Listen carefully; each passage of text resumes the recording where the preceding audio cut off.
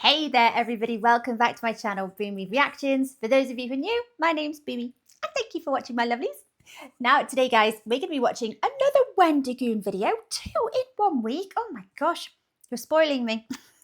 Absolutely love to watch another Wendigoon video. So a little bit different this time. Today's video is called The Deadliest Shootout in FBI History. Now, I can't think of any event that springs to mind, so I don't know anything about this. I'm going in blind, completely clueless. So, Wendigoon, educate me. So, today's video has been requested by one of my lovely patrons. This is from Angel. Thank you so much, my lovely. Now, you say, hey, Boomy, you should check out another one of Wendigoon, aka Wendy Gang, or is it Isaiah or Isaiah? Have I pronounced that right? Isaiah? Is one of the craziest stories I've seen in a while. Oh, sorry, it's one of the craziest stories I've seen in a while about the famous FBI shootout in Miami. Okay. Famous, and there's me saying I don't know anything about it and I've not heard about it. Okay, going in blind, guys. So I'm going to have to be all ears. Now, this is quite a long video, so I'm going to attempt to keep the chatting to a minimum. Otherwise, it will literally be a 2-hour video.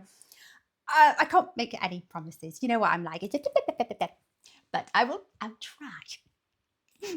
And guys, if you're enjoying these reactions and mindless chitter chatter, don't forget to like and subscribe. Thank you so much, my lovelies. If you're interested, I have a Buy Me a Coffee account. And that link is over here. And if you would like to help support my channel any further, I have a Patreon account. And if you want to check that out at all, that link is in the description just below there. Right, okie dokie, let's go.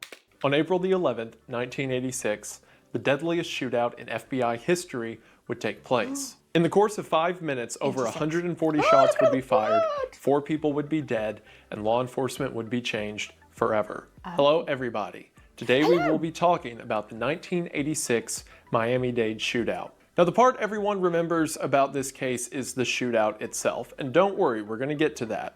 But to set the stage for how the situation became as devastating as it did, we need to talk about the perpetrators and the series of crimes they committed that led up to this fateful moment. Okay. Oh my gosh, I've got a question already, guys, but it's kind of irrelevant to the video, but it is related to Isaiah. The name Wendigoon, the channel name, where does it come from? Is something to do with is it a Wendigo? I can see in the video there, if we can go back, he's got a poster in the back of his room there, just behind him. Oh, and a skull on like a kind of a trophy kind of mount looking thing. Completely irrelevant, guys. I thought I'd just ask, where does the channel name come from? Is he like just really into Wendigos? It feels weird referring to him as Wendigoon or perpetrators and the series of crimes they committed that led up to this fateful moment. Thankfully, this is one of the most well-documented cases in FBI history, and there are, with no exaggeration, thousands of articles and journals that have been written about this event. And my personal favorite source for it that I highly recommend is a book called FBI Miami Firefight: 5 Minutes That Changed the Bureau, which was written by Ed Morales, one of the officers who we're going to talk about in this story. Also, because it's such a popular story, sometimes a game of telephone happens and bad data will get passed down a chain of information forever. So if there's any contradictory points in the story or like disagreement between dates, I tried to just go off what the FBI said, but sometimes even the FBI in the same report will give 2 different dates for the same thing that happened. So I just always defaulted to whatever Ed said because, you know, he was there. And if the guy who was there wants to be wrong about it, that's fine by me. I mean, it's always going to happen, isn't it? Sometimes there's many different versions of events. Sometimes they can't be recalled. Some of the details can't be recalled accurately. And there's always going to be disputes about the origins of information or the sources of information. I get it, you know, picking apart sources for historical reasons, of accuracy reasons. It's it is tricky, isn't it? It's like which source is more reliable? Yeah, I get it. There are so many interesting legs to the story, from reopening cold cases to decades of data and testing and arguments that are still persistent about calibers and how police should approach suspects and things like that. It is by far one of the most influential events in law enforcement history, and I'm excited to talk about it. There's going to be a really, really harsh cut there. And I'll tell you for why, guys, because I can't include the ads, obviously, that go into the videos. But Isaiah is so good at sneaking them in there. I never know when to cut them out. Anyway. We are going to go ahead and get into it. But as always, thank you for watching. There's a lot of angles you could take this case, but to make it the most interesting, why don't we start at the beginning? And in this story, that's our suspects. Those suspects being Michael Lee Platt and William Russell Maddox. Platt and Maddox seemed to live a rather uninteresting life until they met each other sometime in the 1970s. Maddox was a former Marine cook who would later enlist in the Army and become a military police officer. And Platt enlisted in the Army, went to air assault school, and then also became a military police officer. Sometime after 1973, both of the men were stationed at Fort Campbell, Kentucky. It was after getting out of the military that both of the men's lives would take very brutal and suspicious turns. In December of 1983, Maddox and his wife were living near Columbus, Ohio. It was in Columbus, Ohio that Maddox's wife, Patty, worked as a cancer research doctor at the Methodist Hospital. Well, on December 30th of 1983, Maddox's wife and her co-worker were found tied up with their mouths gagged and their throats slit. Oh. Both of them were murdered at work, and to this day, the case remains unsolved. The same day this happened, Maddox's father suffered a stroke, more than likely at the news of what happened to his daughter-in-law, and his father would need constant care for his health until his death a few months later. Oh my gosh. How? To say that might be one of the most horrific days in this man's life might be an understatement. Oh gosh. Over the course of this, people around Maddox said that he had a religious awakening and became a diehard Christian and member of his church, while also, unbeknownst to most people, was the prime suspect in his wife's murder. Now again, he was never charged, and the case is officially cold as no one was ever tried for the murders, but given what we find out later, I wouldn't exactly put it past him. What we do know that happened because of Maddox's wife's death is Maddox received a pretty handsome insurance payout. Oh, okay. Well, I'm glad we kind of breezed over that story fairly quickly because I was just going to feel quite foolish for feeling sorry for him. Okay. Early FBI numbers say that the estimated value of this payout was $180,000, with some estimates being as high as $400,000. Either way, a lot of money. Yeah. However, whatever amount of money it was didn't seem to be enough for Maddox, as he became involved in a lengthy legal process, claiming that the insurance company didn't pay him out what he was deserved because of the local police botching the investigation. After Maddox's father died in the spring of 1984, it seems that Maddox didn't really have a reason to stick around in Ohio, so his buddy Platt invited him to come live with Platt down in Miami, Florida. While in the Army, Platt had met a woman named Regina, and the two of them were married on Halloween of 1975. That's a quirky day for a wedding. I think it's pretty awesome actually, but a quirky one, sure. And from the outside looking in, seemed to have a very lovely home life. Regina was from Miami, Florida, so after Platt got out of the military, they moved down there. And as mentioned, since Maddox didn't really have anywhere to go, Platt invited Maddox to come down and be a part of his life. So much so that in 1984, Maddox bought a fourth of a company that Platt had started with his brother, a landscaping business called Blade Cutters. Platt had started Blade Cutters with his brother in 1982, leaving a job that he had with Regina's father to start the company, and Regina came onto the company as their bookkeeper. So Platt had a whole family business going on and invited Maddox into the fold. Sure. And things went fine for like less than a year. Because on May 17th of 1985, Maddox was effectively kicked out of Blade Cutters. Either his shares were bought up or dissolved because seemingly Platt's brother wanted nothing to do with him. The stated reason was personality differences, so do with that what you will. And also, apparently after this, Maddox just spent a while making toys, like little wooden toys, at the Blade Cutters warehouse. So like they kick him out of the company, but he won't leave. So it's a landscaping company, and then the guy who used to own a fourth of it is just in the corner building trains or something. The reason I say it was probably Platt's brother who had a problem with Maddox is because just a few months later, in August of 1985, Maddox and Platt would start another landscaping business called Yankee Clipper. Now, one of the reasons this fallout probably happened between Platt and his brother and Maddox and all that is because of what happened shortly before all of this in December of 1984. Because on December 21st of 1984, Platt's wife Regina would take her own life. Allegedly. So, according to the official report, Platt... How do you allegedly... Oh, because she has died. But it's questionable how.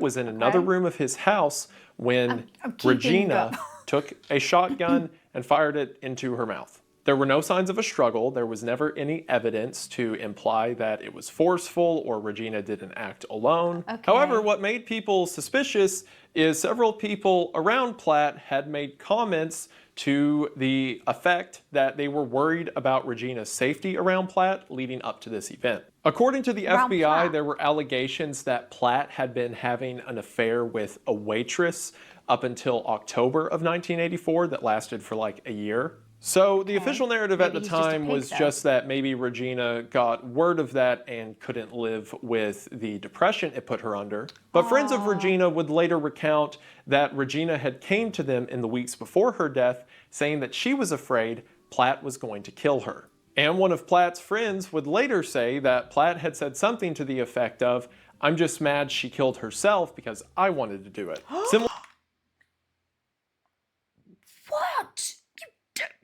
As a grieving partner, husband, you do not come out with statements. Who in their right? Who would come out with a statement like that? What an awful thing to say. Similar to Maddox, even though there is no explicit proof or anything like that, it's not the kind of thing I'd put past him. Not helped by the fact that less than a month after Regina's death, Platt would remarry. To further complicate things, Platt had 3 children with Regina that he brought into this new marriage. I should also mention that Maddox had a daughter from his marriage with Patty, who was very young and also living with him down in Miami. But according to everyone else, people from the church, people from the community, if you didn't know about those pretty big blips in their history, they seemed to be model citizens. They attended church, their business was doing well. If you didn't know them one-on-one, everything seemed fine. However, people who did know them personally were very aware of some of the men's flaws. For example, Maddox, after he moved to Miami, had a habit of dating women for a couple weeks before asking them to marry him.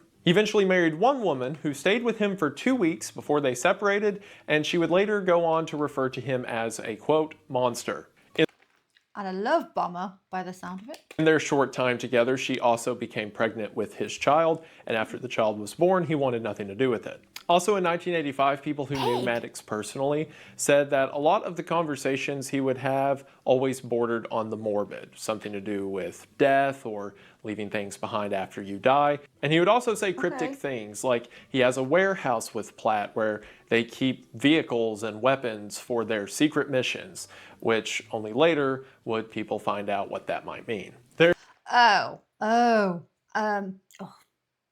Before that last part, I was just going to say maybe that's his weird sense of humor.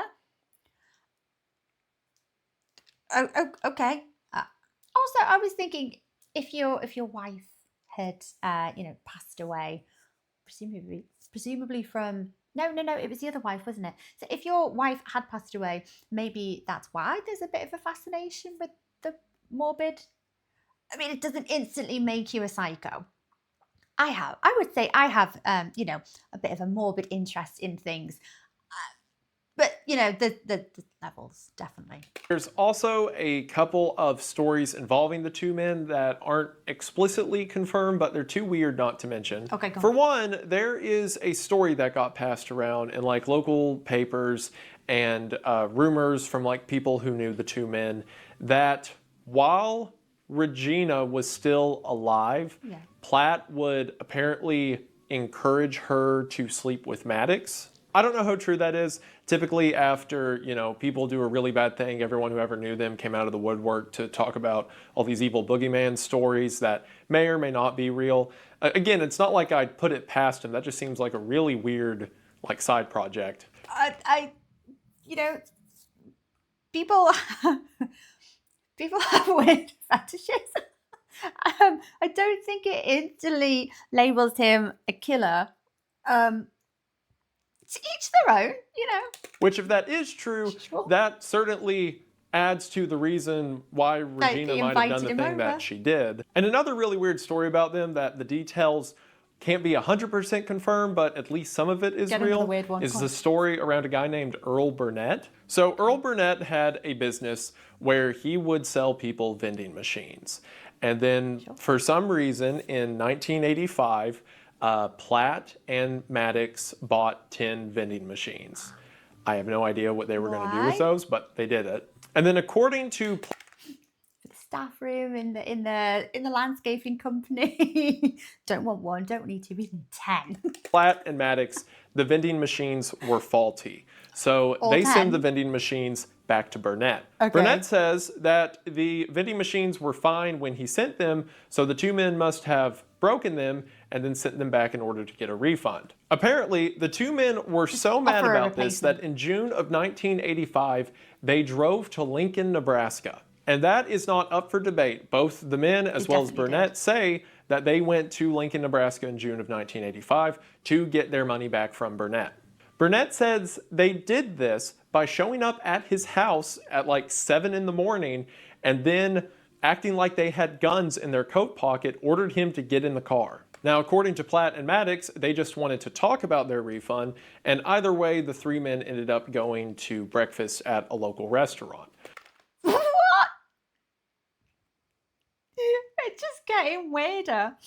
So, if you were planning on visiting the company in person, sure, to go and discuss a refund because you're quite upset, it's a lot of money, okay.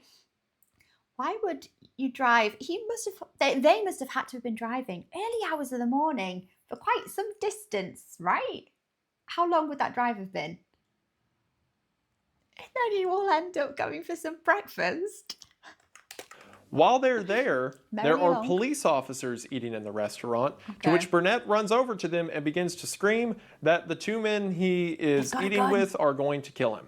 So this causes a whole scene. The police officers pat down Platt and Maddox, and turns out they don't have any weapons on them. But Platt and Maddox are so mad about this, they get a lawyer and try to file a lawsuit against Burnett, and it became a whole thing for years that was never really resolved up until the thing that these men would later do, you know, title of the video, right?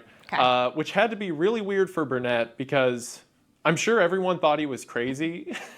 Because he's literally the vending machine salesman and he's telling people that there's two men trying to kill him over his vending machines. And I'm sure everyone thought he was insane until he might have actually sold vending machines to the two people in the country who would kill someone over vending machines.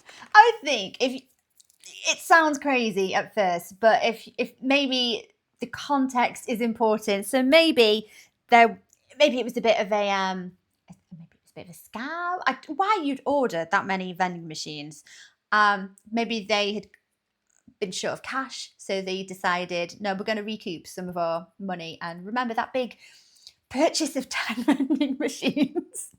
Maybe we don't need them. So let's tell him they're faulty. He says, no, they've been absolutely fine. Replacement, or I'm not giving you your money back. They've been upset. They've gone, oh, okay. And maybe they're just terrible people so far, so they're just trying to get some money out of the poor vending machine man, taking him for breakfast. That's a weird thing to do. Okay. While the details of all of that are foggy, what we do know is over the course of 1985, the two men seemed to get desperate. Maddox seemed to be directionless. Sure, he had a daughter, but he had lost his wife by someone's doing and seemed to just kind of be doing odd job to make ends meet. And after the death of Regina, again by someone's doing, it can be assumed that Platt was in a similarly dark position.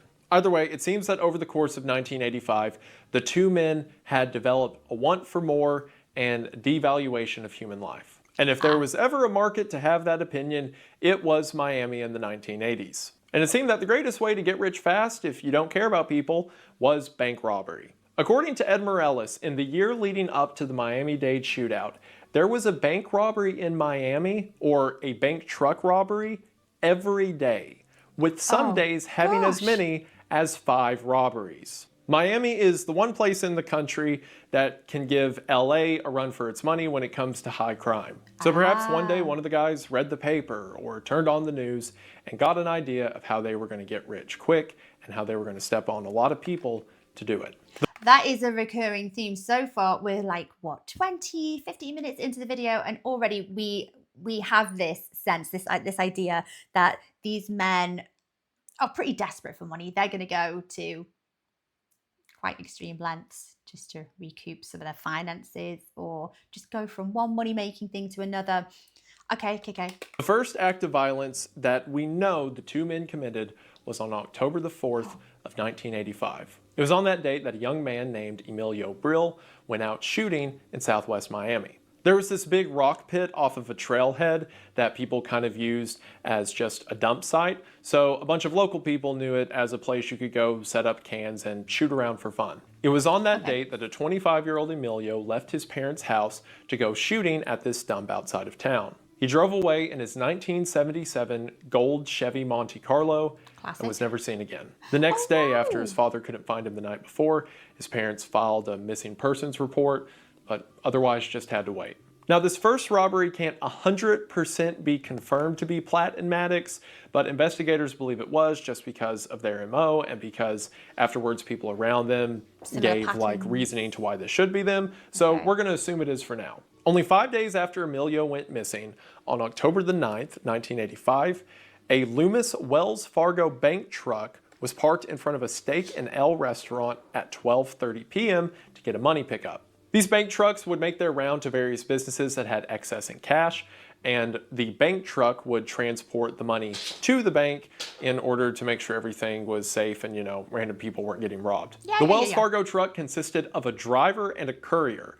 The driver pulled up in front of the Steak and Ale restaurant, and the courier got out, went inside, and grabbed the cash. As the courier made his way back out of the restaurant with the duffel bag of cash, 2 men approached him and said, "Don't move or I'll shoot." The 2 men had, according to the courier, an M16 rifle and a .45 caliber pistol, and were wearing ski masks, camouflage, helmets, and bulletproof vests. So the 2 robbers are holding the courier at gunpoint and lead him around to the back of the truck. They tell him to open the back of the truck, and the courier says that the driver has the keys and he's the only one who can open it. So they drag the courier around to the front of the truck, and while pointing the gun at him, tell the driver to come open the back door or they'll kill the courier. And the driver just drives away. He just leaves that guy on his knees in a Steak and Ale parking lot. And the robbers were so mad that they just started shooting at the back door of the bank truck as it drives away, which obviously doesn't do anything. Well, hard-faced bugger. Maybe he was thinking, okay, there's a good chance they're going to shoot him anyway. So I mean, that's a horrible thing to think. Wow, what a guy. So the courier's on the ground, and he's like, "Please don't kill me." So they hit him in the head, and then they drive away. But as they drive away, they throw out smoke grenades from the windows to cover their escape, I guess. Right. And yeah, all they did was they stole the duffel bag that the courier had walked out with, which contained $2,825. So big win. A big first score. It's like it's company policy with a lot of those companies to just drive away, because the idea is if you like stick around, there's a larger chance someone will get hurt or, you know, don't comply with demands or whatever. I get all that, but it's just a funny visual. I imagine the driver was like making eye contact with his like looking him dead in the eye and just like friend, and just like you can see him slowly reach down and put the truck in gear. He has to like 3-point turn to get out. We shouldn't be laughing. Also, the smoke grenades were incredibly dramatic. Like, it's Miami at noon. There are 800 cars on the road. No one's going to find you. But what they will find is 2 smoke grenades in the middle of the highway. The courier said that the 2 men left in a blue or gray 4-door vehicle. Oh, wow. Okay. I have a vision of, like, you know, the really cheesy birthday party magicians. Like, ha! Now I disappear. And a bystander managed to get the tags on the vehicle. Probably wouldn't have been looking if there weren't smoke grenades in the road. And the plates came back as a match to a vehicle that was reported stolen a week earlier. At the same time this was happening, because again there was such a plethora of bank robberies happening in Miami at the time, that the FBI office in Miami had a division known as the C1 division. And C1's entire job was bank robberies. So the FBI agents at C1 responded to this event and started a profile on these bandits, who would later become known within the C1 as the Unknown Bandits. I guess a play on their ski masks, because they think they're so mysterious. Well, the FBI agents wouldn't have to wait long, because only a week later, on October the 16th, the Unknown Bandits would hit again. Because it's not the Unknown Bandits, it's the Unknown Gang. I'm going to keep calling them the Unknown Bandits. Gang. It sounds more demeaning. On October the 16th of 1985, another Wells Fargo truck was in the parking lot of a Winn-Dixie doing another pickup. For this arrangement, the Wells Fargo truck had 3 people working the truck that day: the driver, the courier, and a lookout. The way it worked is a lookout would walk up to the building first, wait a couple minutes to make sure there wasn't anyone, you know, ready to jump out and rob them. And then the lookout would signal for the courier to come inside of the building. And then when it was time to leave, the lookout would wait at the front of the store until the courier was loaded up, and then they would signal for him to come onto the truck. So all of that went fine on the entry, but as they were making their way back out, the courier was halfway to the parking lot between the lookout and the driver when suddenly the bandits would attack again. This time, as the courier is making his way across the crowded parking lot, one of the 2 men would run up wearing the same attire, the ski mask, the camouflage, and then yell, "Freeze," before shooting the courier in the thigh with a shotgun. Which I don't know what the point is in yelling "freeze" and then shooting someone. Shooting them anyway. It's announcing that you're there before you fire a gun. Immediately, the driver and the lookout pull their guns and start returning fire on the guy who just shot the courier. Does it not make more sense to approach the courier and just quietly and calmly walk alongside them and be like, "I've got a gun, don't screw, you're not going to make a sound, you're going to turn around and you're going to walk back to the van, or you're going to carry on walking. I'm going to wait." Oh, I don't even know what a decent plan is. I've never planned out a bank robbery. I don't know what do you say? What would you do? As they're doing this, a second robber with some kind of rifle begins to fire back as well, and the 2 robbers get away without being shot and also without getting any money. And the courier who was shot in the leg survived and recovered, so really they just caused a lot of noise for no reason. It was really hard for the FBI to get anything out of this investigation because there were a ton of eyewitnesses, but everyone claimed to have seen something different. Some people were saying that they saw a getaway driver, some people saying it was as many as 4 people. Everyone reported a different color and kind of car.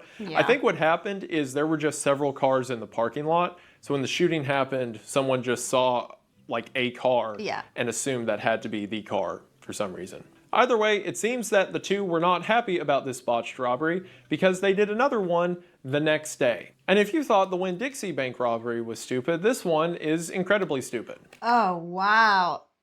Nothing's going right for them. On October the 17th, there was a Loomis truck that was picking up a delivery from a Dalt's restaurant. The parking lot was crowded, so the bank truck pulled into the alley right behind the Dalt's restaurant. As the courier is making his way outside, he's walking to the car, and behind the dumpster in the alley, he sees 2 men standing there with, again, an identified M16, just waiting on him to get close. And I swear I'm not kidding, that courier was the same courier from the Steak and Ale robbery a week earlier. So I hope he's asking for a pay rise, because I hope he's getting paid enough money to deal with these idiots. So the guy who got left by his driver just alone in the parking lot was now about to be left alone in an alley. So in response, he sees the 2 men and without saying anything, drops the money bag, pulls his revolver and shoots 4 times. That guy said absolutely not. I thought he was going to say just drop the bag and just ran back to the van. No, I've had enough of this, lads. Come on. What's really funny to imagine is he recognized them like in their stupid ski mask and camo and everything. Oh, hell no. Which, what's the point of camouflage in downtown Miami? But he sees the two of them, and like that just makes you stand out so much more. Anyway, He sees the two of them, and he's like, "You again?" Just like dumps the cylinder on it. Anyway, this time the two don't even shoot back. They see that the robbery's not going in their favor, so they turn the corner and get out of there. It seems that the two men were unsatisfied with their lack of results because they would wait 3 weeks until their next robbery on November the 8th of 1985. Well, I'm glad to hear that they've gone away and reassessed their strategy. Okay. On that day in the early morning, a Florida National Bank teller was working one of the drive-through windows attached to the bank. The little drive-through section that he was in was separate from the bank itself.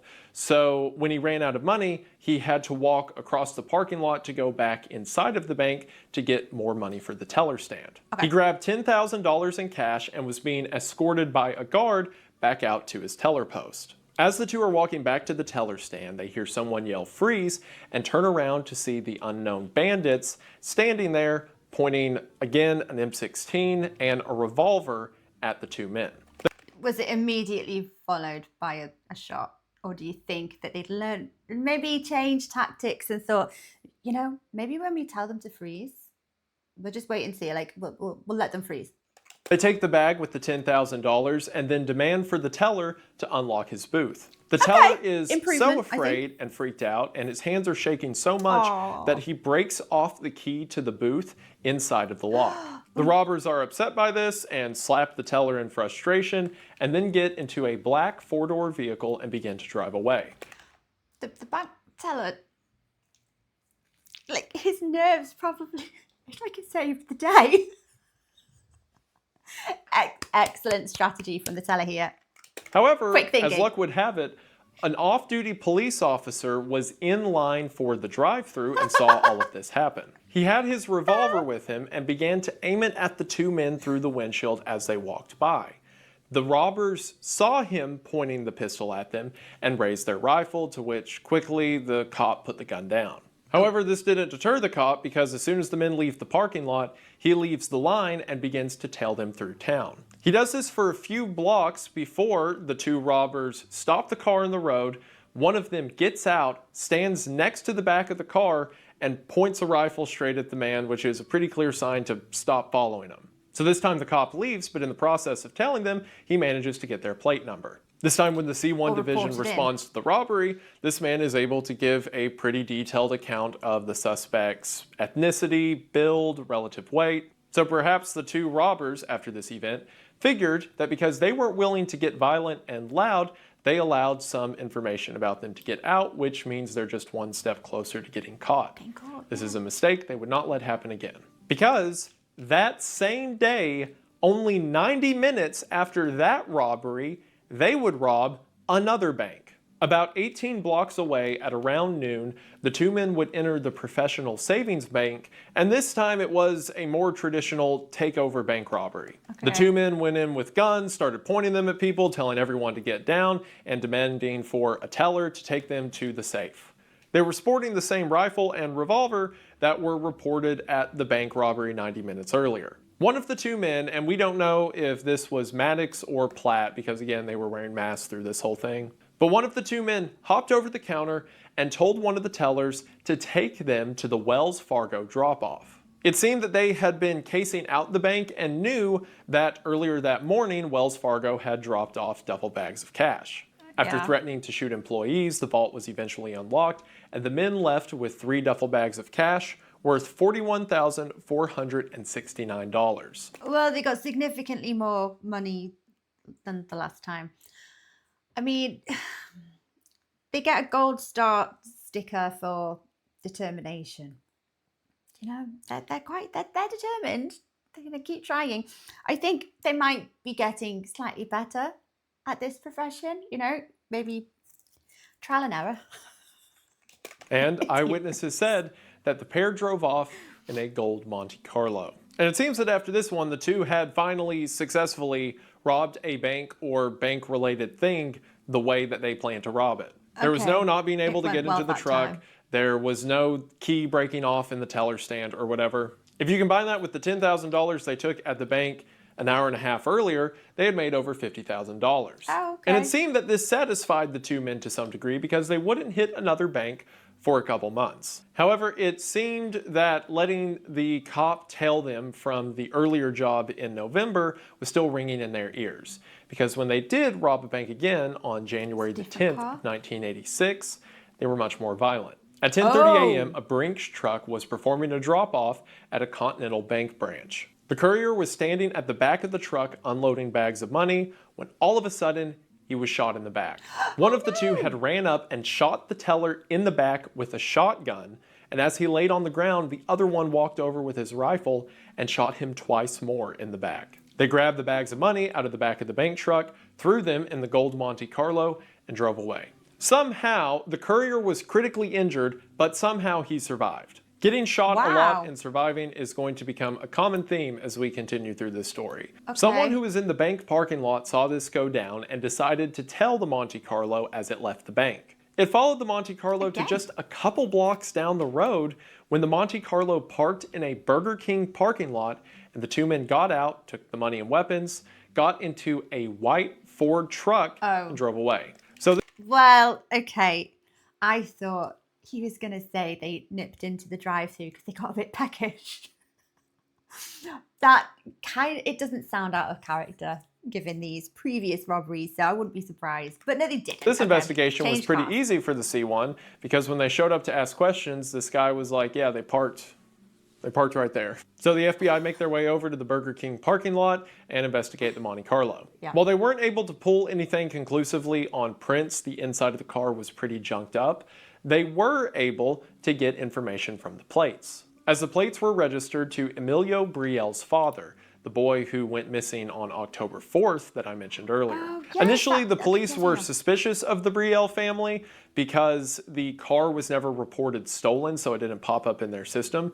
But when Ed Morales, again, the guy who wrote the book about this whole thing, went to interview the family, he realized it's because they had just reported their son missing and the car was never officially stolen, and it was the son that they cared about. Quite heartbreakingly, Ed Morales just takes Brielle's father out to the area where his son went missing, the rock pit outside of town, and he said he just drove around with the father all day, hoping they could find something about the boy. It would be a couple months later, on March the 1st of 1986, that Emilio's body was found. It seemed that the two men had shot Emilio in the head and then pushed his body off the side of a nearby trail into the surrounding swamps. What was left of Emilio was mostly bones and tattered clothes at that point. It seems that Platt and Maddox had killed the boy just so there wouldn't be any witnesses, and they didn't want to commit the robberies in their own vehicle, so they figured they'd just kill someone and take theirs. We know this because less than 2 weeks after Emilio's body was found, the two men would do this same thing again. On March the 12th of 1986, a man named Jose Collazo was out target shooting near the area where Emilio disappeared, or as we know now, was murdered. He had driven out there in his black two-door 1979 Monte Carlo. As he was out shooting, he said two men pulled up in a white Ford F-150 and just parked near him, watching for a little bit. Is that the car that left the Burger King car park? Eventually, the truck drove down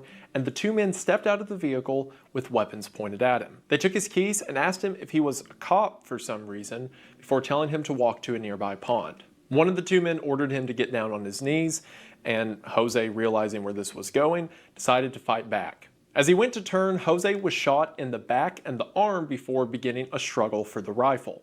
As they fought over the gun, it went off again, this round hitting Jose in the side of the head, to which Jose, very smartly, played dead. The two men, assuming that he had been killed, stole his car and drove away in both vehicles. When they drove away, Jose got up and walked after having been shot 3 times several miles through the woods before getting to a nearby highway where he was able to flag down a car car that was filled with a family on a tourism trip from Michigan who managed to call the police and get him to the hospital. Now keep it shot 3 times and then walked 3 miles to find help. Like, fair play.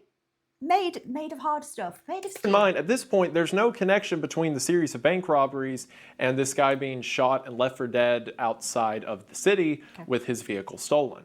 It was the next day when one of the head investigators at the C1, an agent named Ben Grogan, saw the story in the newspaper and decided that's their guy. Because it was the same MO and location as Emilio's killing, Grogan correctly assumed that this must be them trying to get another vehicle to commit another robbery. Oh, so it couldn't have been the same car because that connection would have been quite obvious. Am I right in assuming that each and every time these men make an appearance or get out of the car, they're wearing ski masks and camouflage? Yeah, no. But what they didn't count on this time was leaving Jose as a witness. So agents Ben Grogan and Jerry Dove go to interview Jose in the hospital, and Jose gives them a ton of useful information. He got a really good look at the guy, so he was able to provide police sketches and detailed attributes as to the men's voice and how... Hang on. So the one time they weren't wearing these ski masks, assuming all of these are done by the same 2 men, maybe they were thinking, well, they were planning on killing him anyway, so it wouldn't matter if the victim could recognize them or not. But then again, why would you ask if they were police? You're going to kill him. No, does that make any difference? Or they behaved. He was able to confirm that the rifle the man was carrying was a Ruger Mini 14, and because there weren't that many weapons found after the fact, I'm going to assume that all of the M16 reports from earlier robberies were actually this Ruger Mini 14. Which helps establish a connection between those robberies and our bandits as we would know them to be now. And of course, Jose's plate number of NTJ891. Well, it seems after acquiring a new getaway car, the guys were excited to use it because they would commit their next robbery 1 week later. As a matter of fact, they would go back to the same bank they committed the January 10th robbery at, the one where the courier was shot 3 times and someone identified the gold Monte Carlo. Now, as I said, I've never planned out a bank robbery, so I don't know what kind of things you have to think of. However, maybe naive, I would have assumed don't ever go back to the same place and commit the same crime twice. That seems like, scumbag lessons 101. This was another takeover robbery with them going in and being loud and jumping behind the desks so that they could steal money directly from tellers. Okay. At one point, again, either Platt or Maddox, we don't know, at the front door yelled to whoever was stealing money from the tellers, "Hurry up, John," which obviously John is an alias. Neither of them are named John. I bet they thought they were so clever for that one. And the 2 would leave in a black Monte Carlo, to which a bystander confirmed the plate number, confirming that all of these were the same people. However, this takeover netted a much lower amount compared to their last robbery, as at this one, they only stole $8,338. Oh, okay. Well, it's not to be scoffed at, but, you can imagine them shouting to the other one, can't you? Hurry up, John! The C1 division wanted these people caught fast. It seems that they had no plans on stopping their robberies anytime soon, and they were willing to kill as many people as necessary in order to make it happen, even if it was just killing people in order to grab another getaway car.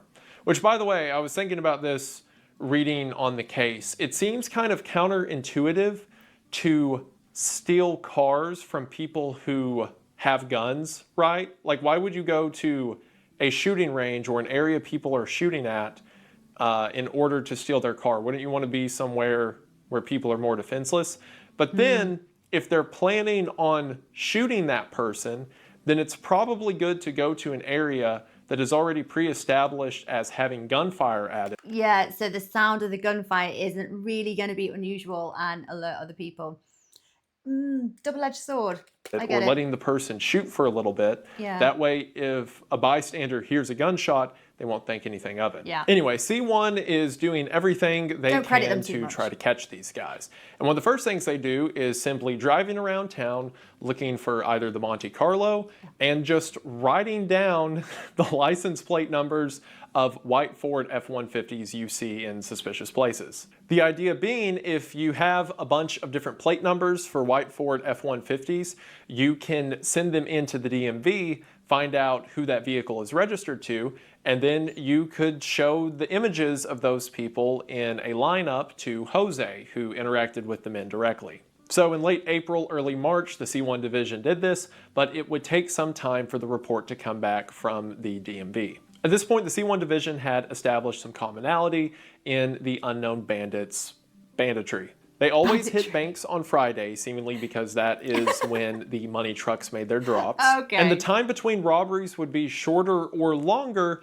depending on how much money they took. They got from the previous Remember, the time that maybe? they didn't rob any more banks for a couple months was when they got $50,000. Yeah. But at the last robbery on March the 19th, they only got $8,000, meaning that another robbery was probably going to happen soon. Because of this, C1 determined that on April the 11th, 1986, there was probably going to be another robbery. So they were going to do something called a rolling stakeout. Basically, they were going to have several FBI agents scattered around southern Miami where all of the robberies took place, and they were going to case various banks or bank trucks and see if anything were to happen. And even if they're not at the bank where a robbery is taking place, they will be in the area to respond to one. So on that morning of April the 11th, 14 FBI agents broke up into 11 different cars and began their patrols of southern Miami. I can't really do this amount of time justice as much as like Ed Morales does in his telling of events. He goes into great detail about how jovial the tone was between everyone that day, how they were excited to catch the bad guys, but no one really thought, no one knew what would happen next. The morning started out casual. People took their positions at various banks around town. They radioed into each other what they were doing. Someone said they needed to go to the bathroom. Someone said they'd be out of service for a while. Everything was normal until 9:30 a.m. Agents Grogan and Dove, the same ones who interviewed Jose, and Grogan, the same one who made the connection about Jose in the first place, was parked at the Barnett Shopping Center that had a bank attached to it. By coincidence, there was a local police officer also parked in the parking lot of the shopping center that morning. All of the FBI agents were in unmarked cars in order to not raise any suspicion. At 9:30 a.m., Grogan and Dove are sitting in their vehicle when all of a sudden, a black two-door vehicle that might be a Monte Carlo drives into the parking lot, seemingly sees the police officer parked in the parking lot, and then drives away.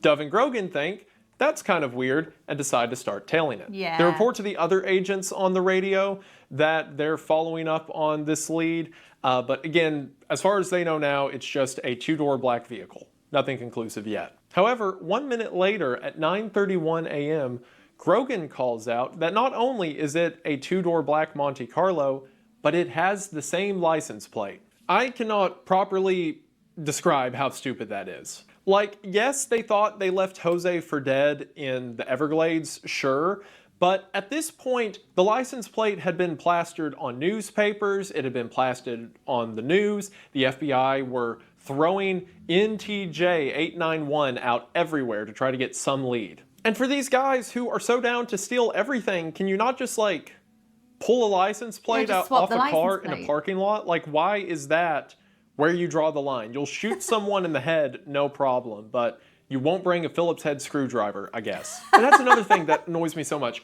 So many bank robbers that otherwise would have completely got away with it get arrested because of a license plate.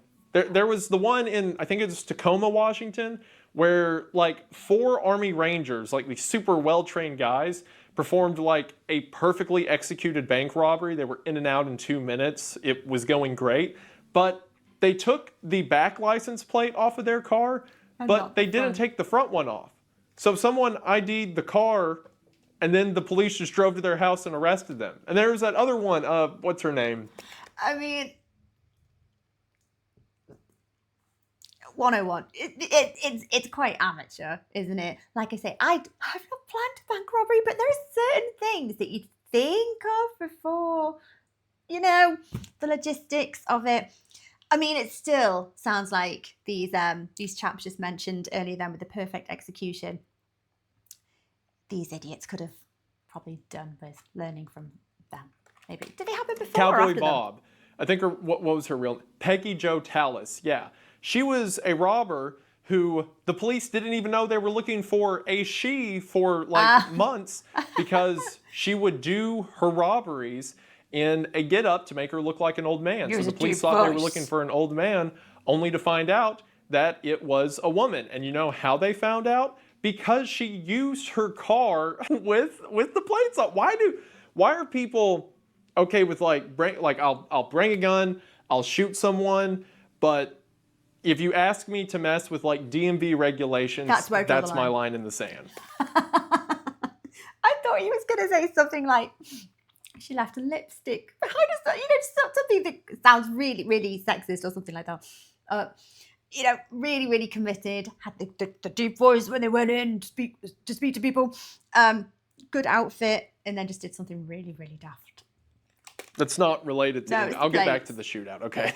So at 9:31 a.m., Grogan calls out that this is the car they're looking for, and all the FBI agents start to converge on their position. At this point, they're following the Monte Carlo through traffic, and there's enough cars between them that it's not suspicious. So the other agents are just trying to casually make their way through traffic, no blue lights or sirens or anything, to not give up the game. In a case of just bad luck, several of the agents were out of earshot of the radio when this call was made. Keep in mind, this was at a time when radios were much less effective than they are now, and were also relegated to the inside of the car. You couldn't bring them with you when you went in places. 2 agents were out using the bathroom when the call came in. Another one was out of service filling up the car with gas when the call came in.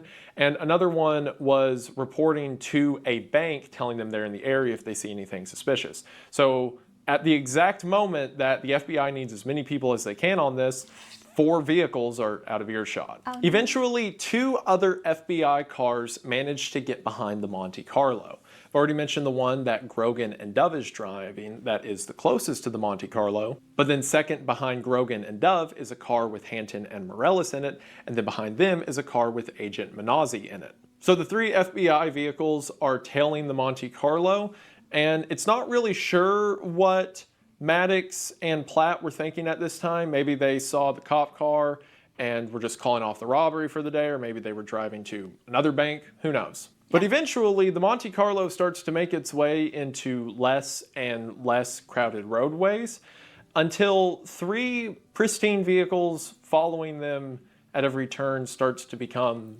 suspicious. Yeah. At some point, it seems that Platt and Maddox caught on to this because they start performing nonsensical maneuvers to see if the 3 cars are still following them. Yeah. Have you ever heard the saying that if you ever think you're being followed, just make 3 right turns and see if the car's still following you? Because if you make 3 right turns, you're going the opposite of the direction you were originally heading, right?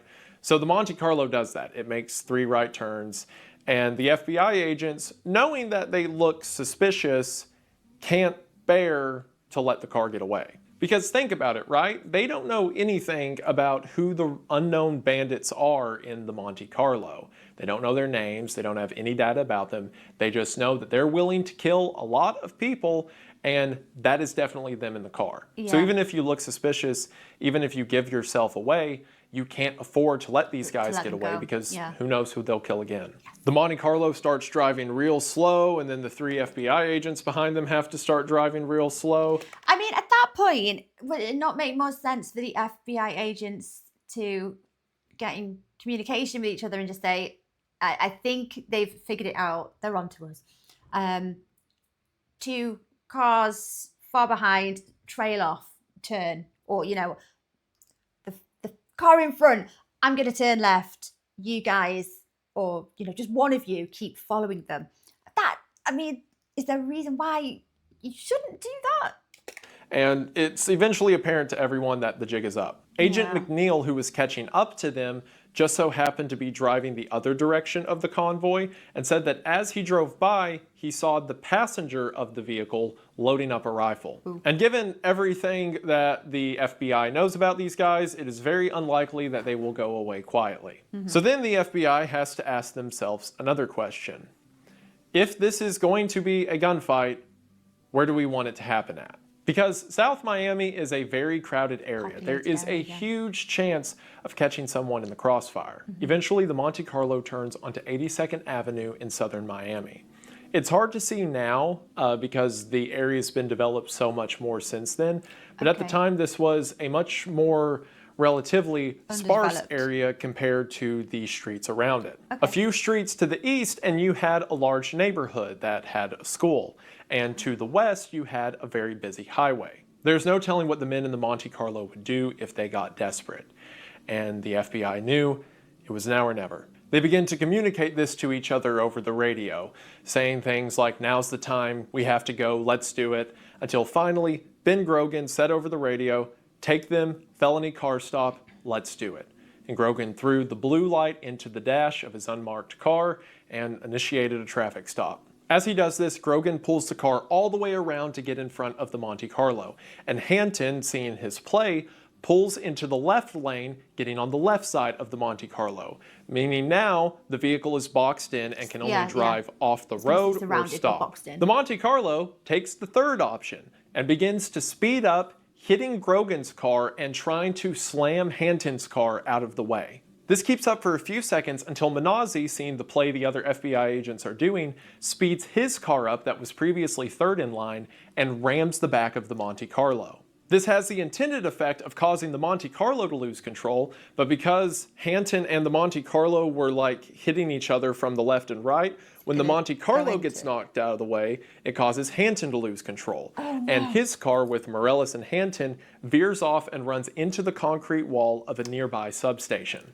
The Monte Carlo completely loses control and gets turned all the way around, now facing the north direction, the direction that the FBI and the Monte Carlo had previously come from.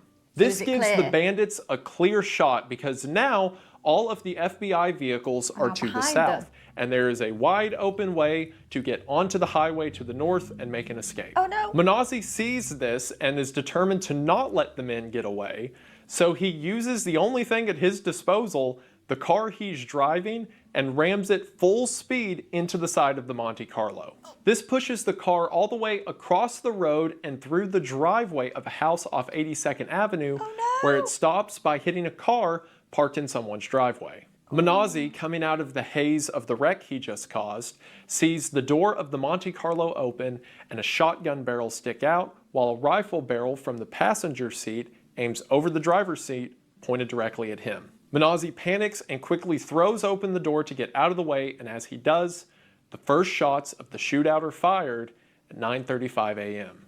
What would occur over the next 5 minutes is probably some of the most discussed 5 minutes, I would argue, in law enforcement or gunfight history. So why don't I just show you a stupid little diagram of all of this in the only stupid little way I know how. Look, if you wanted something that wasn't this, you wouldn't be here. Okay? So I'm not even going to be sorry about it. Let's just talk about it. So this direction is to the north and this direction is to the south. Originally, the convoy was driving this way with McNeil driving the other direction. He's the guy who said he saw the guy in the passenger seat loading a rifle, was driving northbound. When Minozzi rammed into Platt and Maddox, it caused Hanlon and Morales to spin out of control and hit a wall. Again, Platt and Maddox were now faced northbound, so as they tried to move, Minozzi hit them, and that's why their two cars were stopped here. McNeil, who had passed the convoy, did a U-turn to catch back up, and after the wreck happened, he pulled in right here to assist Minozzi. Grogan and Dove, who were at the front and not in a car wreck, did a U-turn and stopped here in order to get out and try to apprehend the suspects. Now, before the wreck even happened, Minozzi had made a fatal error. It's not uncommon, especially if you're sitting in a vehicle and your gun belt's kind of in an uncomfortable position.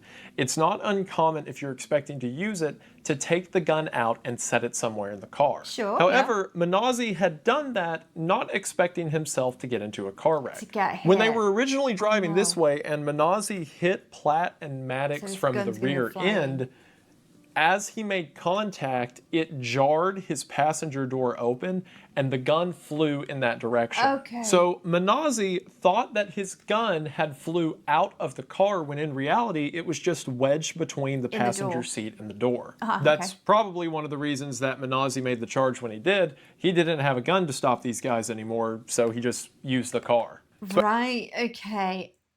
So because I don't actually know the ins and outs of what's about to happen, I'm trying to keep up as best as I can. Okay, so that's why he charged it with the car, because he thought his gun was nowhere to be found. It had probably fallen out of the car. Okay.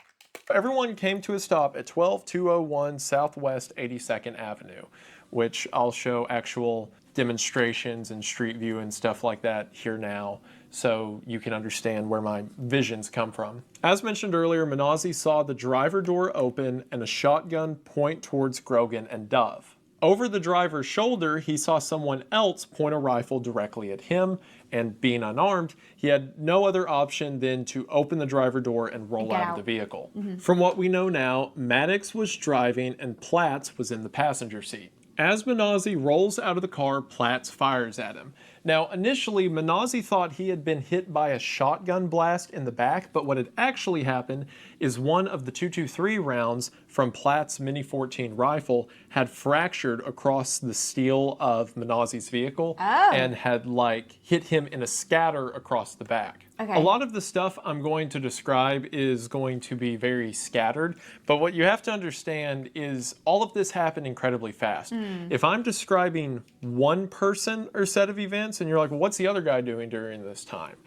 There's probably like 3 seconds between the two different actions. So it's not like people were just standing around waiting for the next event to happen. No, yeah, it all happened very, very quickly. I'm breaking down a lot of things that pretty much happened all at once. Just to clean up the board a little bit, Manasseh, again thinking that his gun had fallen from outside of the vehicle, crawls in this direction behind the car and looks in the center of the street where he thinks his gun might have fallen out at. Manasseh can't find it, and as he's continuing to be shot at, Manasseh eventually makes his way around to a wall that is running along the west side of the road. I'll go ahead and draw the wall here just so you remember it's there. Manasseh would take cover behind this wall for the remainder of the gunfight. Now, a lot of people write Manasseh off for this. They'll say, this guy's a coward, how could he hide behind a wall while his friends are being shot at, or whatever. Yeah, but how could he do anything if he's in the middle of an open place like this, actively being shot at with no gun? But I want to remind you, he doesn't have a gun, and they have a lot of gun. So I don't really know what you want him to do. He didn't have a spare in his vehicle. He didn't know of any of the other officers having a spare. Should they have brought more? Sure, but now is not the time to have hindsight. I was going to say, everything's better in hindsight, isn't it? But at the time, you've got seconds to react. And I also want to keep in mind that the whole reason they were stopped in the first place is because Manasseh, completely unarmed, decided to ram his car directly into them. Also, I would like to see you being shot in the face by a rifle over and over. Still try to find your gun in the middle of the street before you seek cover. There was an... no experience of guns. I would go to pieces if this happened. But my last thought would be, well, I would be thinking about getting to a safe point. I know I'm not an FBI agent and it's not my job. But I would be thinking more about not dying by a gunshot wound and taking cover, as opposed to looking for my gun where I'm not sure at all where this could have dropped or where it could be. Another incident that happened when the cars came to a stop as well. So Ben Grogan always wore glasses. He had these thick rim glasses that allegedly it was hard for him to see without. I've heard it debated as to how blind he was without his glasses. Some said he couldn't see a thing. Others said that things were just kind of blurry. Who knows?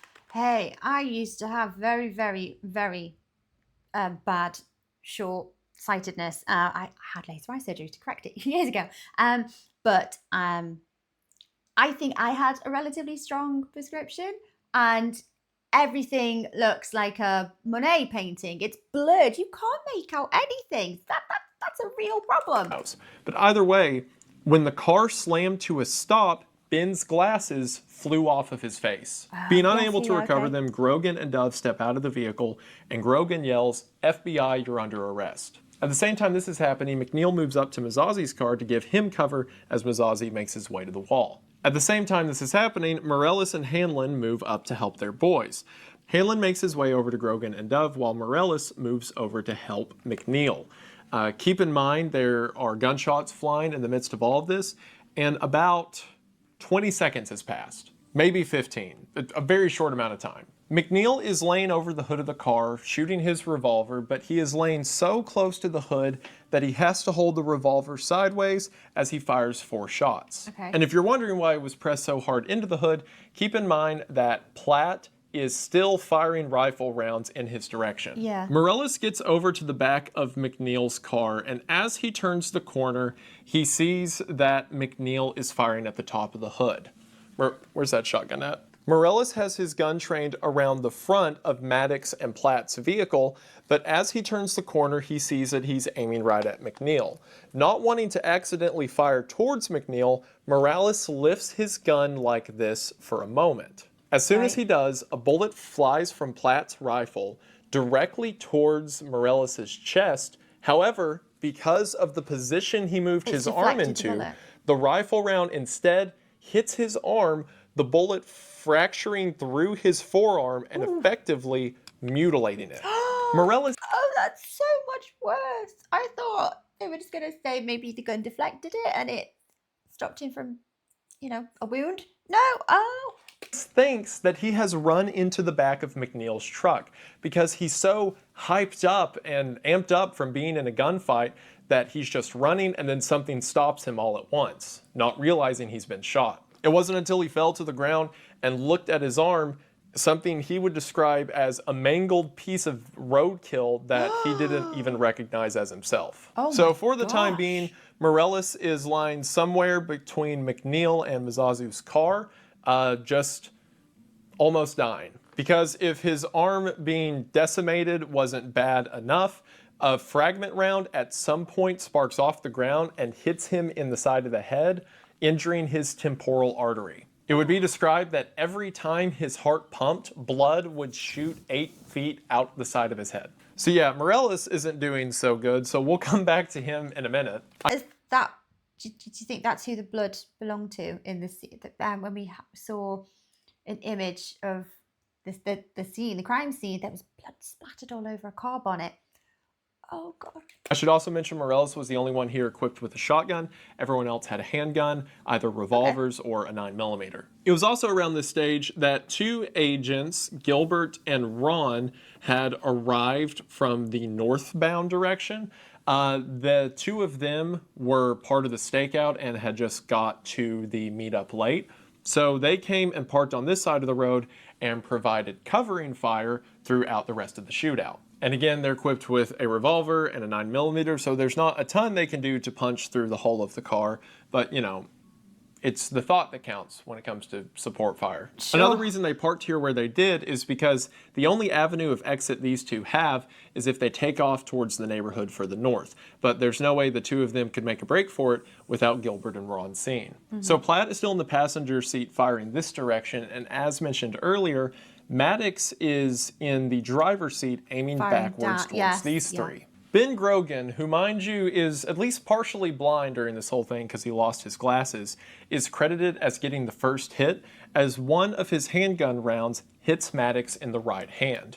I mean, fair play. If you're very short-sighted, it was a very good shot. The fragment from another shot, or someone else's over here, also striking Maddox in the cheek. Morellis starting to come out of his haze. Hang on. Oh gosh. Oh, there's so much to read here. Recently, the cheek shot.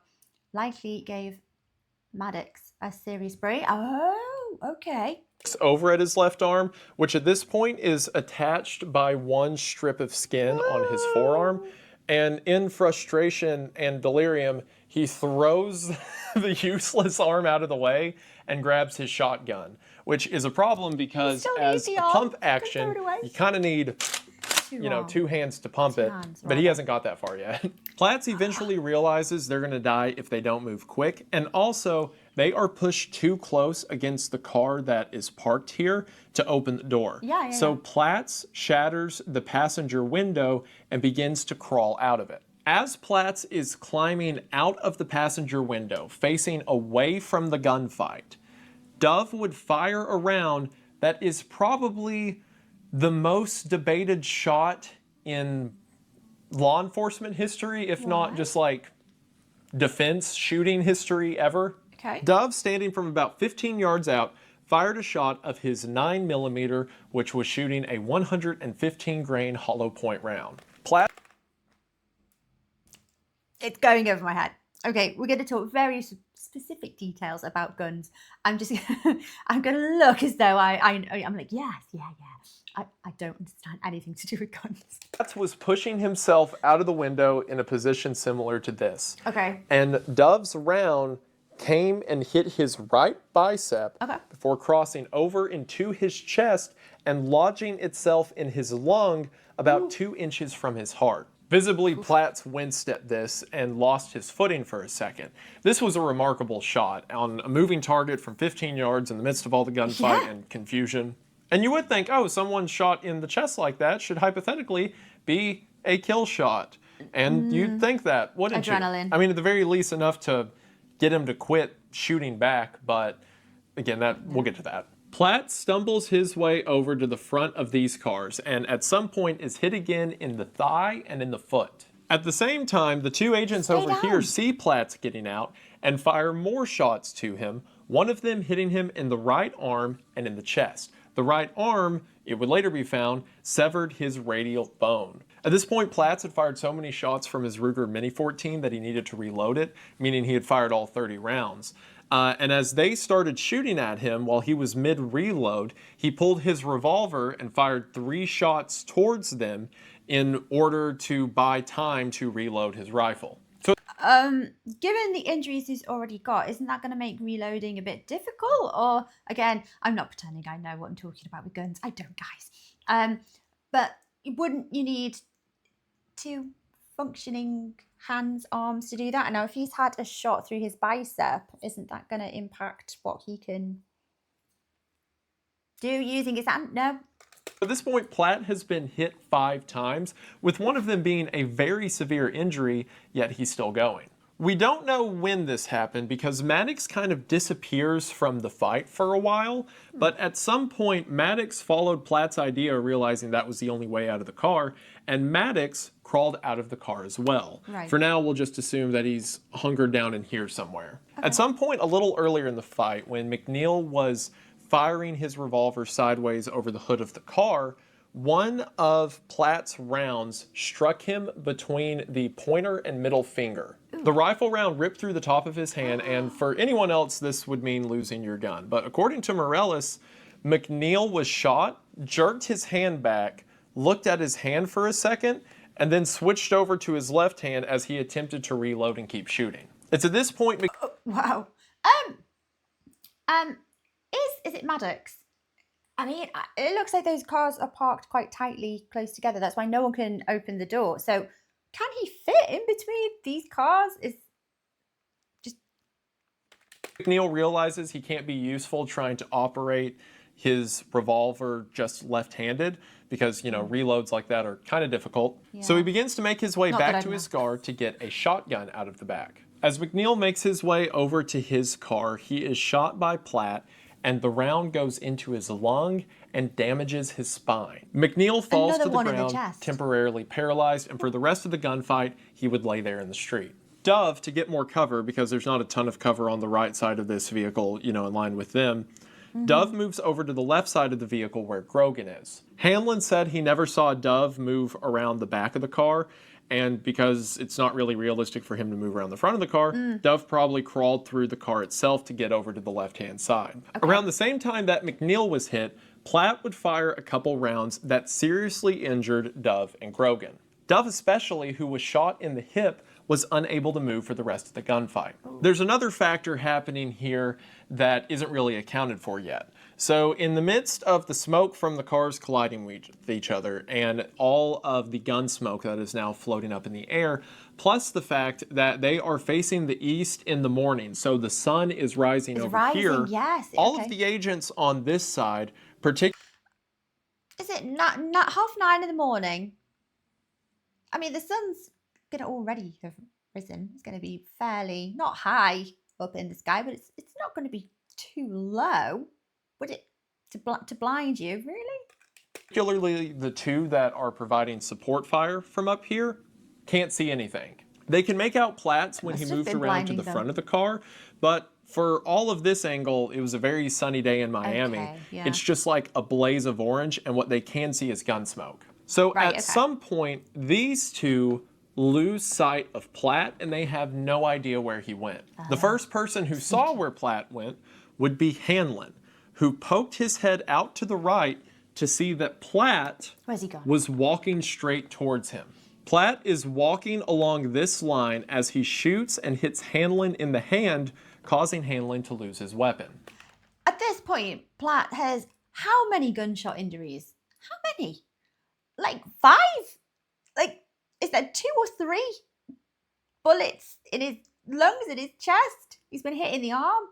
In the thigh, or am I getting that confused with Maddox maybe? Platt, now standing near the car, not knowing where Dove and Grogan are, fires several rounds around the rear end of the vehicle in an attempt to kill Hanlon. A couple of the rounds hit Hanlon in the leg, and several fracture and cause him to receive injuries all over his body, but thankfully none were lethal. However, the same couldn't be said, sadly, for Grogan and Dove. Because as Platt is standing at the rear of the vehicle right after he fired the shots at Hanlon, Platt looks over the vehicle and sees Grogan making his way around to the rear, to which Platt fires a round through the vehicle, which would strike Grogan in the chest, killing him. It was at this point that the two agents up here could see where Platt was now after, hearing the new gunfire and all. But they couldn't shoot because shooting would mean they're firing directly at Dove. So they just begin to scream and yell for Dove to turn around, that Platt's right there with them. But sadly, Dove is in no condition to respond.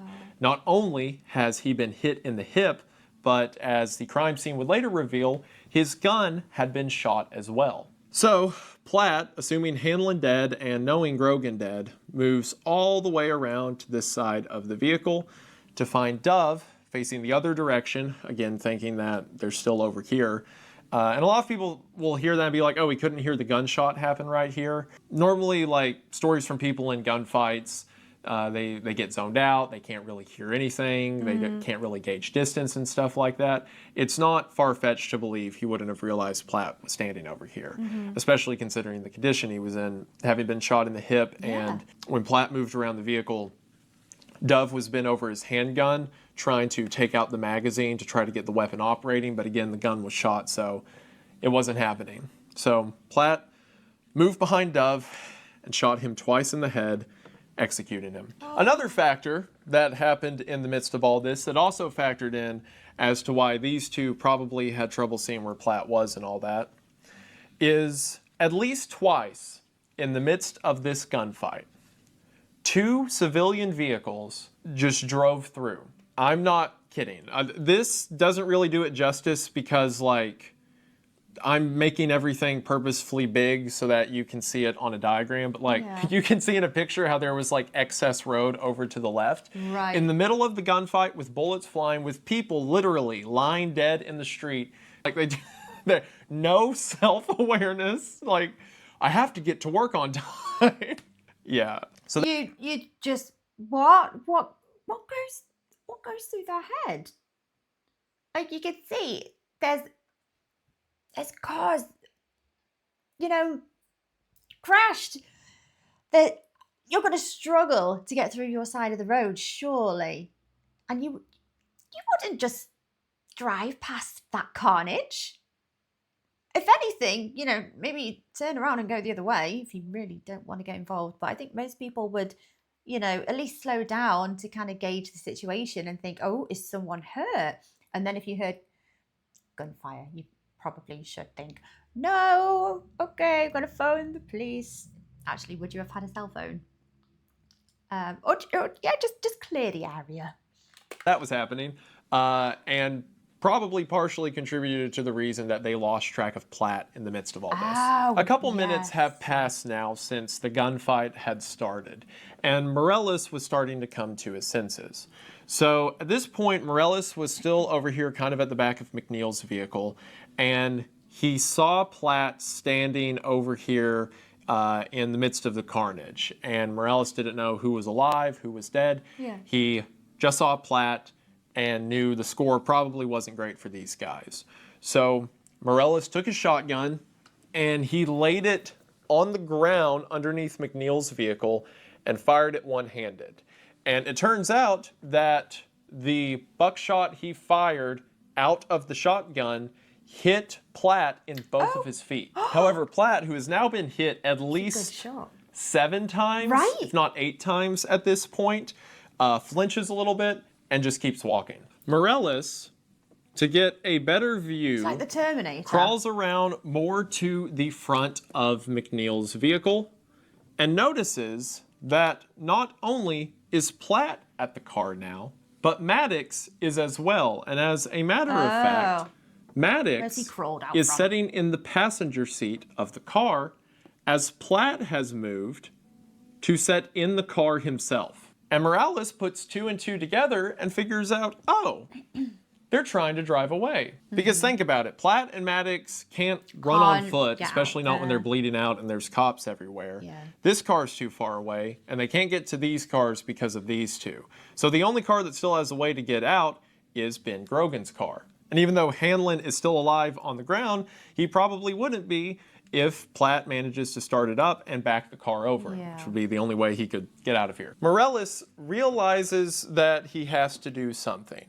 Oh, so this is the front of the car here. I thought it was facing the other way. Okay. And even though he only has one hand and a 2-handed shotgun, he makes it work. Morales lays up against the back of McNeil's vehicle and puts the buttstock of the gun between his legs, grabs the pump, and racks it before switching to lay the shotgun over the back of McNeil's car, fires, and then repeats the process again, firing 5 rounds at the vehicle until the shotgun's empty. Now, while he... That is using your initiative. That's just making it work. Wow. He was shooting out the window, and it seems debris were hitting the 2 men. None of the buckshot rounds made enough contact to do any real damage. In response to this, Platt steps out of the vehicle and fires 3 shots at Morales. All of the rounds hit around Morales, and some fragments make contact with him, but Platt doesn't land any direct hits. At the same time this is happening, a couple of off-duty police officers heard the commotion and show up to help, and one of them comes over to help out McNeil. And as they're dragging him away, they don't know who anyone is, and none of the FBI agents are wearing uniform because they were all plainclothes. So the guy dragging away McNeil asks if Morales is a good guy or a bad guy. And through the delirium, McNeil says he's a good guy. The reason that the agent dragging... But if they were the villains, wouldn't he say the same? McNeil asks that is because Morales was having a one-man war. Now, the way Morales tells this is very foggy. Like, he didn't know what was going on, that he was kind of in a daze, couldn't see straight, was about to lose consciousness. Everyone else describes that Morales was on a warpath. He was laying next to the car, bleeding out of his head, literally shooting blood out of his head. His left arm looked completely gone. And he was screaming, swearing, saying, I'm going to kill you, I'm going to rip you apart, I'm going to tear you to pieces. I think that might be the only thing keeping him going. You know, he's running on fumes, as we say. I think he's just running on pure adrenaline. Because the second that goes, I think he's going to collapse. And these guys still can't see what's going on. They just see Morales screaming. Yeah. This off-duty cop shows up at the scene, has no idea who this crazy guy is shouting about killing people. But McNeil says he's cool, so they let it fly. Morales even mentioned later that if he had just looked over and saw two people who he didn't know were police officers carrying McNeil off, he probably would have shot them too. Morales says that in this moment, he realized he was going to die. He had lost so much blood that he was on the brink of passing out. He didn't know how bad the injury to his head was. For all he knew, his brains were falling out. So Morales knew that he was going to die.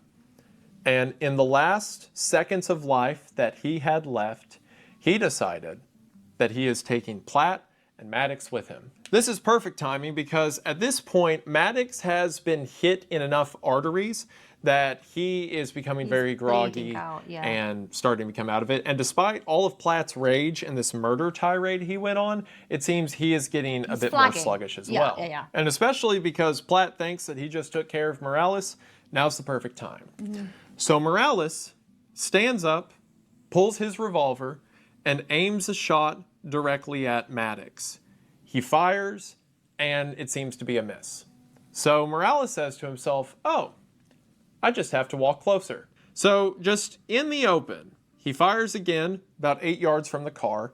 The shot hits Platt in the forehead, although the round was deflected and it just grazed him. It was enough to visibly watch Platt jerk back in the vehicle. Morales keeps walking. The second shot hits Maddox in the face. Again, a deflection. So he walks and fires again.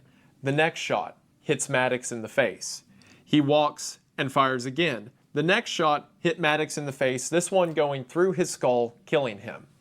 Finally, with one bullet left, he walks all the way up to the front of the car, leans his hand through the passenger window that's broken, puts the barrel square against Platt's chest, and fires. The force of the round instantly driving Platt to unconsciousness, to which he would be dead mere seconds later. Gilbert and Ron, seeing what had happened, run over to Morales, telling him that it's over, that he got it, and Morales, after all his years of FBI training, takes his revolver, puts it in his holster, and shuts the latch. In the midst of the gunfight, even Gilbert was hit by a fractured round, meaning Ron was the only person in this entire scenario who wasn't hit by gunfire. And according to the coroner's report, Maddox was hit at least 6 times and Platt was hit at least 12.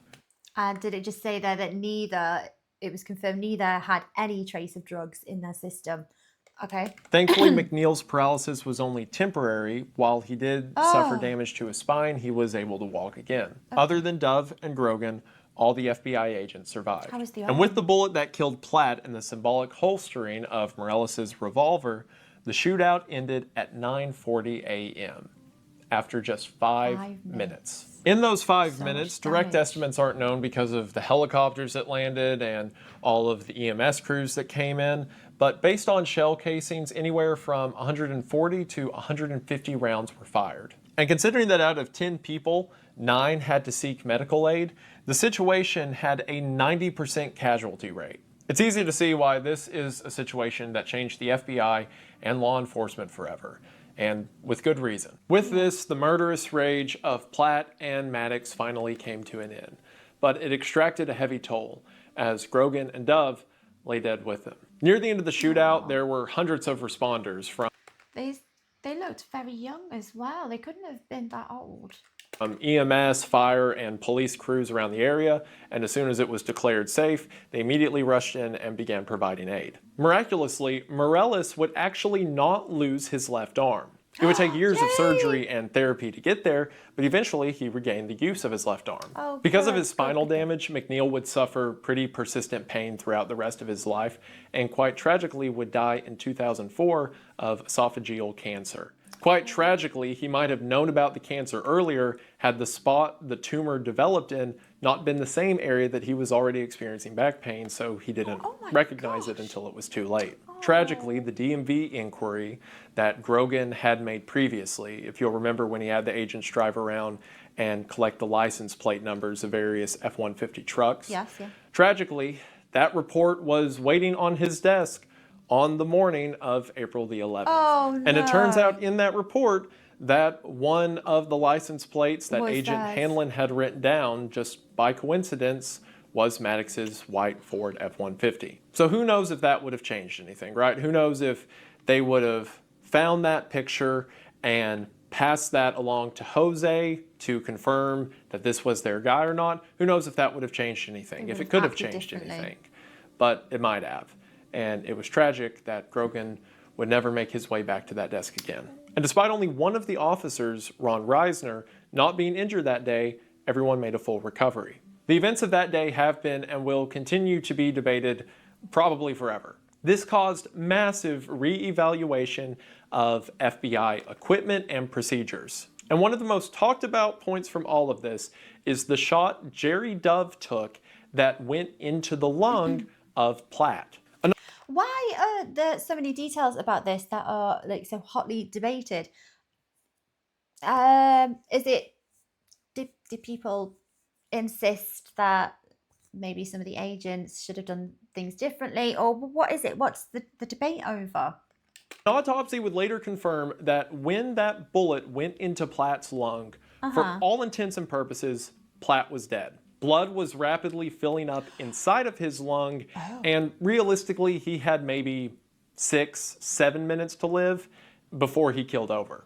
As a matter of fact, a blood trail analysis would theorize that Platt lost up to half of the blood in his body before he actually died. Well, I hope that was Platt's blood that was there. So, okay, would that injury have definitely have killed him?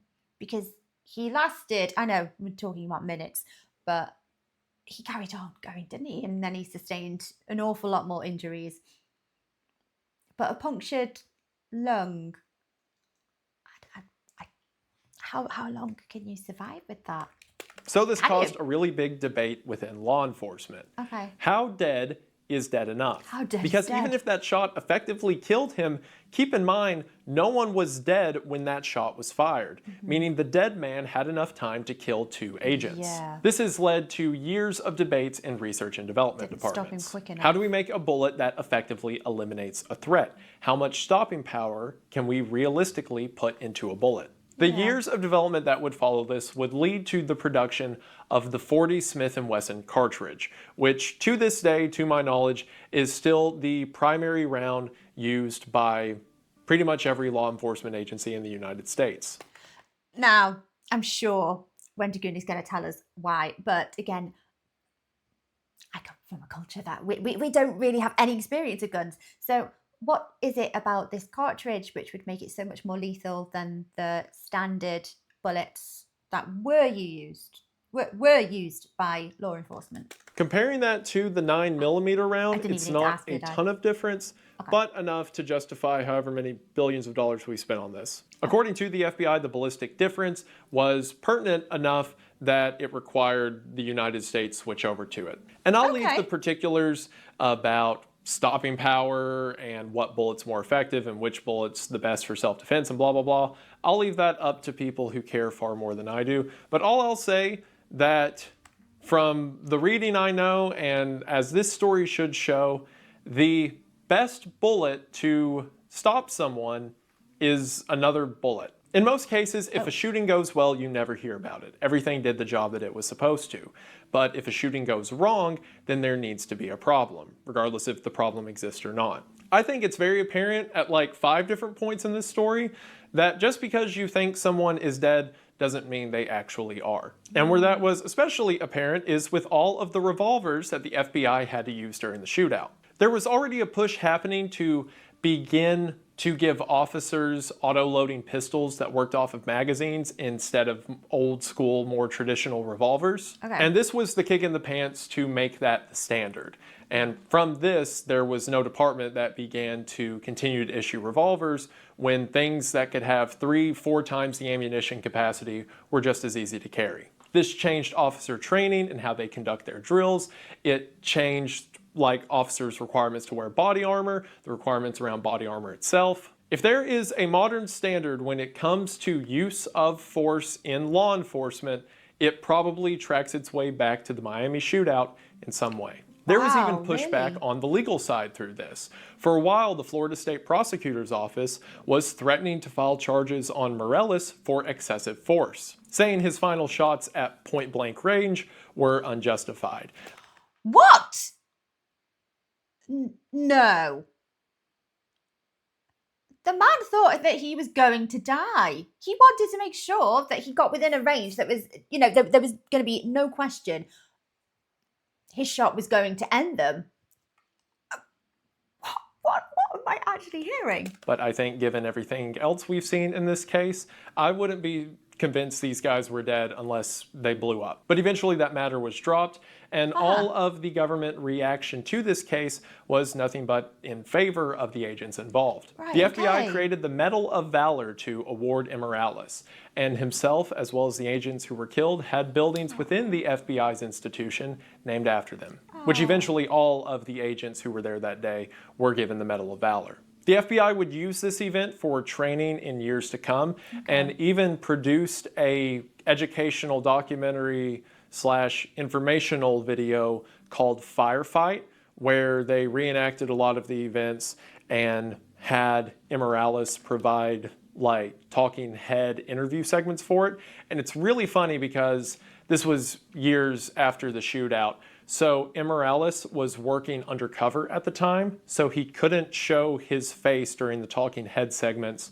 So anytime it cuts to him, it looks like he's about to be executed because he has to hide his face, and it looks like he's about to die. It seems that after this event, Morales would go on to live a very fruitful and thorough life, not only within the realms of the FBI in doing things like giving educational briefs about what happened during the shootout or becoming an instructor in like firearms training, but he also just became an advocate for things like PTSD and other like psychological or physical problems he suffered with afterwards, and became a big talking point for agents and soldiers, police officers, whatever, who experience this kind of thing, saying that it's okay to not be okay all the time. Also, shortly after the shooting, while Morales was still in the hospital, he found out that his wife, who was also an agent, was expecting their first child. And from there, they've had several more, and it seems that Morales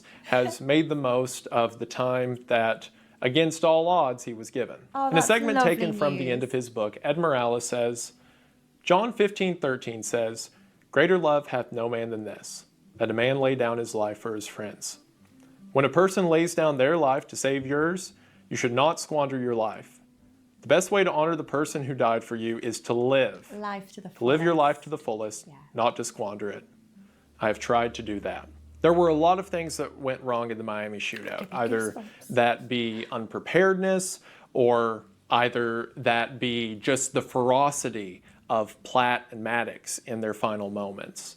But one thing that did not go wrong was the bravery of the agents who were there that day. I talk a lot about the FBI on this channel. I talk a lot about problems I have with things certain agents have done or the institution as a whole. But in this moment, it was people who saw something that needed to be stopped and were willing to put their life on the line to stop it. Even the guy who didn't have a gun, and even that guy tried to do something about it, you know, after he used his car and body to stop the robbers. Other than that guy, there was never a moment where people made progress away from the danger.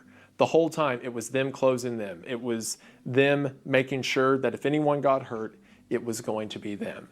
And who knows what would have happened if they would have let the bandits get away, if their crime spree continued. How many more bodies would be added to the list? It's an interesting case because of how bizarre it is. If you start at Platt and Maddox's wife, the case goes on for several years, right? And it's interesting to see the evil around it, but something that stands out so much to me is just the valor of the people in question. And in the midst of all the terrible and in the midst of all the depressing, there's no upside stories I like to cover. It's cool every now and then to get to see a moment like that where people are who you want them to be. And I think that's pretty neat. And if you thought it was pretty neat and if you gained any information from this video at all, which would be surprising, then I certainly appreciate it. And I just want to say Thank you for watching. The Miami-Dade shootout has always been kind of an infamous story in the realm of law enforcement. And like growing up as someone who was into firearms, it got talked about all the time when it came to like stopping power. People would say that like 9mm was a stupid round because of what happened in the 1986 shootout, implying that ammo has not developed at all since 1986, but whatever.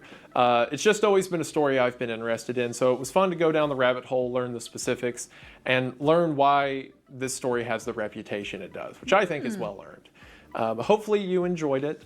Thank you all so much for the support on everything. Merry Christmas, by the way. I'm recording this a little after Christmas. Merry Christmas in May. Or at least this part of it a little after Christmas. And Happy New Year's. I appreciate you guys. Hopefully you enjoyed this video. I had a video that I wanted to release before year's end, but I got halfway through it and it was already like 2-3 hours. So that one's gonna have to be a January upload, I think. Hopefully, we'll see. But yeah, I know a lot of the uploads lately have been kind of shorter. I know that I haven't been my very best for you, so to speak. But hopefully this was a good one. And hopefully I can get back into the swing of the ridiculously long uploads that torture me, but you guys love to watch for some reason. But no, really, thank you all for the support. It means the world. Thank you for the support on everything on the charity and whatnot. I think there's still a few days left to get in on the charity merch, all the profits of which go to the ARP, which I'm sure you guys are tired of hearing about at this point. I think there's a couple days to get in on that if you want. But thank you all so much for the support you've shown thus far. That should do it for now, but I just want to say thank you for watching. I hope that you enjoyed, and I will see you in the next one.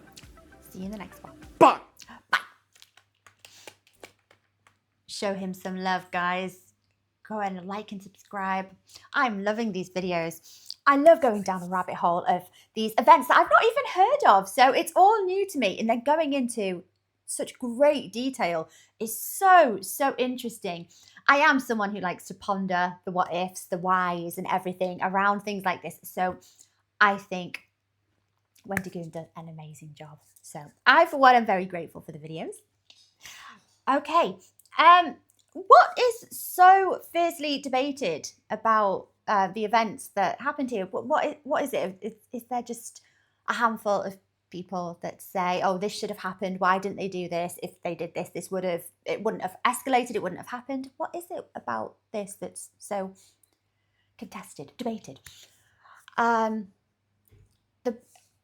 Like we said here, the bravery of the agents is absolutely fantastic, and how unbelievably sad that the agents here lost their lives. For what purpose? For the sake of greedy, deranged men. It's awful. I hope they didn't. Oh, they obviously would have left families. I hope they didn't leave children and partners. Awful. My heart goes out to all of their family, and I know this happened a while ago, but I imagine the grief never goes away. And it's just so sad. I mean, they were obviously weird, deranged people, and didn't execute these plans, these bank robberies, with an awful lot of grace, and not that you should do it gracefully. Do you know what I mean? They're not very well thought out. Some of the details, you've got to laugh because of the stupidity, haven't you? You laugh, mock them. Ha ha ha, that was stupid. But the valor, the bravery of the agents here, that will never be forgotten. So a very interesting video. Like I say, I'm sorry some of that information goes over my head, guys, with the guns and bullets and ammunitions. I don't pretend to fully understand these things, but, kind of, in there. So a wonderful story, a very sad story, obviously, but a very interesting story. So thank you, Angel, for requesting that video. It's been a bit of a long video there, guys. I do apologise if you're still here. Thank you. Take care of yourselves, my lovelies, and I will see you next time. Bye-bye.